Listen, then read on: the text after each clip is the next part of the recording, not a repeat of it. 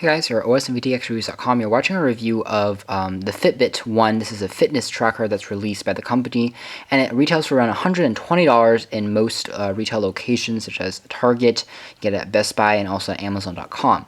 The interesting thing about the Fitbit device is that, again, it tracks basically the steps that you take in a day, the calories you burn. You can even track your weight by entering into a program online on your blood pressure and how much and what kinds of food you're eating. And it also tracks your sleep using the included sleep band, which is all very cool. And the biggest selling point of the Fitbit, in my opinion, is the fact that the software is free. Unlike a lot of other devices I've tested in the past, where you could get a cool electronic little gadget for tracking your fitness and health, but you had to pay like a monthly fee of around $15 to use the service online, which was a bit of a bummer. But with the free service, it means that the cost of this device is pretty much very low, and it also means that you're paying for the amount you're paying for the price that the device will be, even if you use it for years and years and years to come, which is a great, again, selling point. In terms of design, the Fitbit comes in multiple colors. There is this red version or pinkish version here. It also comes in a darker blue version, and this version right here is also called Plum by Fitbit. The device itself is made out of black soft touch material that feels pretty good and very industrialized and very solid feeling in the hand. I'm a little bit worried about the hinge over time because you do have to flex this thing to get it into a clip, to hook it up in your pants or hook it up to your shirt. So this hinge does look a little bit weak, and it does look like it could separate if you apply too much pressure over time.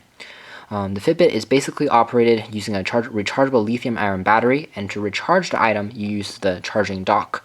It also comes with an OLED display on the front here. It's a nice and smallish screen that you can activate by pressing the key over here, and it's a pretty responsive button and pretty easy to press. It is a little bit hard to get used to, though. Over time I found that it's a little bit stiff at first, and when the device is turned on, you will be able to see, using a stylized icon of a sunflower with leaves to see how well you're doing in your health life.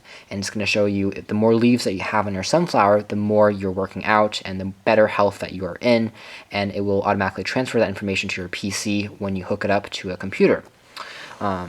Taking a look at some more accessories of this product, we have, of course, the charging dock. It's a pretty cool way to charge the system. You can see that if you kind of bend the product, there are charging pins on either side of the product. You would just pry it open a little bit, and then you would set it onto the dock like so. Clip it into place, and the device will automatically say that it's charging once you connect it to a computer via a USB.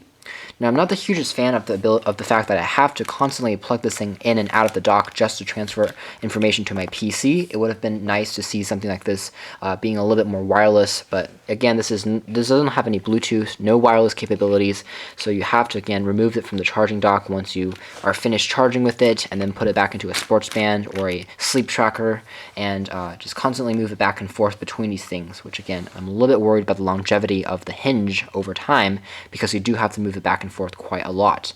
As far as battery life is concerned, we found that it was adequate. It lasted for around 2 days before we had to fully recharge it, which isn't very long, and we wish that Fitbit's lithium-ion rechargeable battery life could be extended, perhaps in future iterations.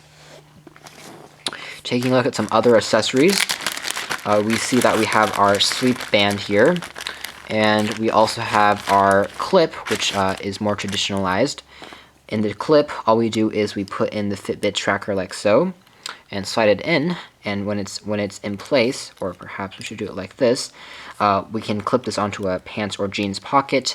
It can track our steps using like an accelerometer sensor in here.